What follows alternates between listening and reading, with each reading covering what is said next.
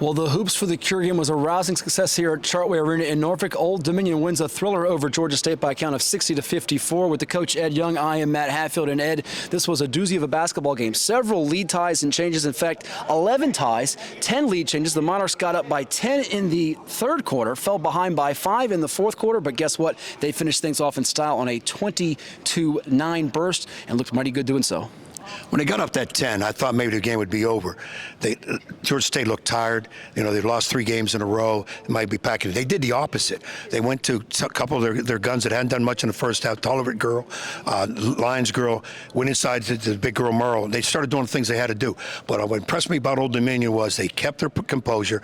And it was funny because the big shot was a 3-pointer by Dickens, and that's only the second 3 they had made the whole time. But it was big. They ramped up the defense, got a quick block shot, a steal, got a couple old school 3-point play style, and they did what they had to do to win it.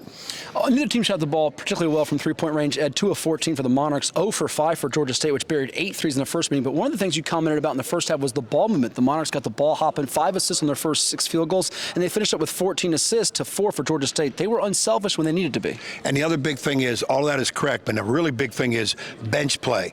Monarchs played 7 girls off the bench. I think all contributed. Bench scoring was like 20-8.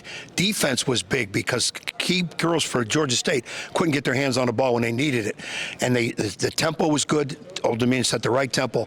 As a high school coach myself, when you can get bench play from that many people one time, you're doing something. 15 rebounds for Amara Young, a new season high for her. Kay Clark with 6 assists today. Third time she's had 6 or more assists. Senior leadership has to shine through as you get closer to tournament time. Young did it with rebounding. Clark did it with her defense to fuel the offense. Well, Young, my third cousin from a different mother, 15 rebounds? We taught her well. Every time we do the family reunion in the summer, I work with her on rebounding. So she did a great job on getting on the rebounds. Clark, probably player of the game, did things at both ends very well. And Deasia Merrill and Michaela Tolliver steered the offense for Georgia State with 32 points between them, but kept them at bay from the 3-point line. And free throws did not go down for Georgia State as the Panthers shot 57.1%. The Monarchs, 10 of 14, 71.4%. And when they needed them, Breonna Jackson hit 2 big ones after a key block late. Yeah, like I said, stats, you know, you look at a game and it could be a little ugly when you're looking at it, but you get this time of the year, close to the end of the season, at the proverbial, I'd rather win ugly than lose pretty. You got to go with it. And as you get towards playoff time, you got to wrap it up because you're not going to be playing teams that with losing records that when you get deeper in the tournament, if you're lucky enough to get in an NCAA tournament, so you got to be ready to roll. And lastly, for Old Dominion, Appalachian State comes into Chartway next on Thursday, then James Madison a week from today for Alumni Day, a 4-game homestand. The Monarchs would like to go to 4-0 with that. They got to get the 3rd one before they get the 4th one. And Delisha Milton-Jones still keeping this team hungry and fired up.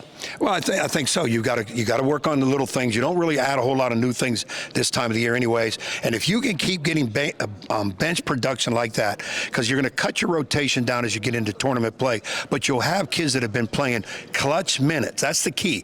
Clutch minutes. Just playing isn't good enough. They have to be in there when it's crunch time, and they did that today. We'll see on February 16th for the Monarchs in App State here at Chartway Arena in Norfolk. For the coach Ed Young, I'm Matt Hatfield. We thank you for watching Monarch Media.